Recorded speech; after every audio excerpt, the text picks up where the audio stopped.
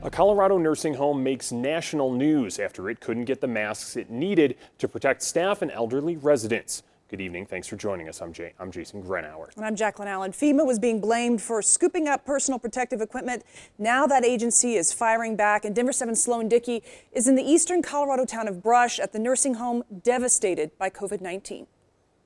In the past few weeks, the Ebenezer Assisted Living Facility has lost 20 people to coronavirus, and their struggle to get PPE has led to even more frustrations. There's been a lot of fingers pointed in who is to blame, but managers here say, above all, it's the system that's to blame. Well, I don't know exactly who's to blame. After weeks of unanswered questions, one thing is clear. All I know is that we did not receive the product that we had ordered. The Ebenezer Assisted Living Facility in Fort Morgan was just this week refunded for a $15,000 PPE order canceled in April. We got an email stating that a piece of the order had been redirected by FEMA.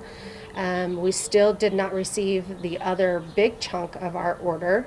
They said it was being shipped, but we never did receive it. The supplier, Project Graphics, sent the care center an email on April 24th saying the order was canceled just 3 days before it was set to arrive. If we don't get those deliveries as they're scheduled, that impacts the organization. The cancellation couldn't have come at a worse time for the center, in the middle of an outbreak among its residents that has taken the lives of 20 people. If you had gotten this sooner, lives would have been saved. We will never know the answer to that.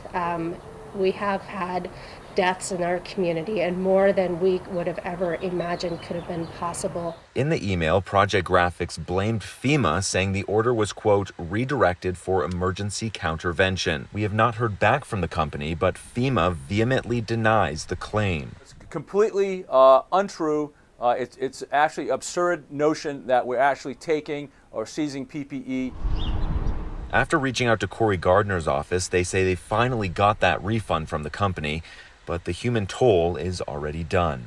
In the event that we had all of the PPE that we needed at the time, we may be in a very different position than we are now. It's hard to know that at this point. The facility is still short on supplies, and no matter who is to blame, for our country to not be able to have the PPE supply that communities like ours need has been unfortunate. It has led to deaths. They say the system has to change.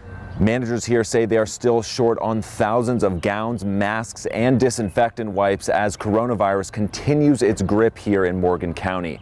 Reporting in Brush, I'm Sloan Dickey, Denver 7.